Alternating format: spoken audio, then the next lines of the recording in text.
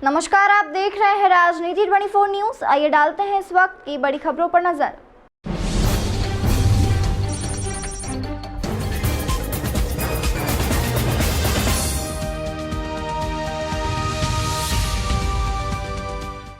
Avantika train में इंदौर के railway staff Baroda के लिए सवार हुए थे।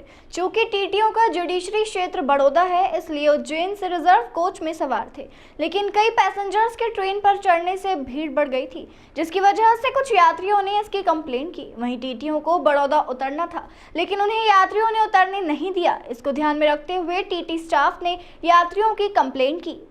दरअसल उन्हें बड़ौदा में उतरने नहीं दिया और आगे वलसाड़ तक ट्रेन ले जाने के चलते उनकी ट्रेन छूट गई। रेलवे पीआरओ खेमराज मीणा ने बताया कि यात्रियों को इसकी रेलवे कंप्लेन करना चाहिए थी, लेकिन यात्रियों द्वारा टीटी को रोकना यह उचित नहीं है, इसलिए रेलवे विभाग द्वारा शून्य बेस पर यात्रियों की एफआईआर दर्ज कराई गई। फिलहाल आरपीएफ को मिली जानकारी के बाद पूरा मामला सुलझाया गया। रेलवे पीआरओ ने बताया कि रेलवे विभाग पूरे मामले की जाँच करेगा, क्योंकि टीटीओ द्वारा यात्रियों पर शून्य बेस पर कार्रवाई दर्ज कराई गई है। रिपोर्ट आने के बाद ही उचित कार्रवाई की जाएगी। देखिए, अवंतिका गत दिन की ये घटना है। इसमें क्या है कि हमारा इंदौर जो स्टाफ है वो बड़ौदा तक टीटी गया था, तो वो उनका क्या है कि जो मेन जुडिशियन है वो बड़ौदा है इंदौर से।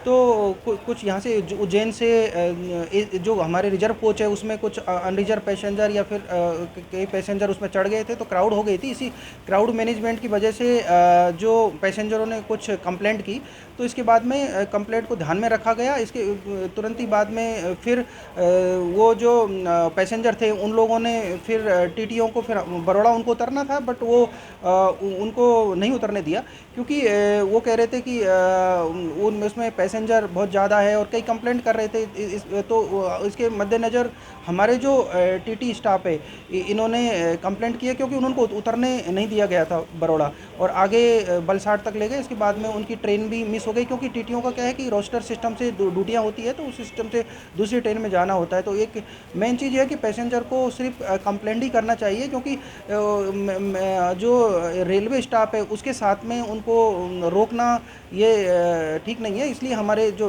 टीटीओ ने फिर उसको शून्य बेस पे एक एफआईआर भी दर्ज कराई है।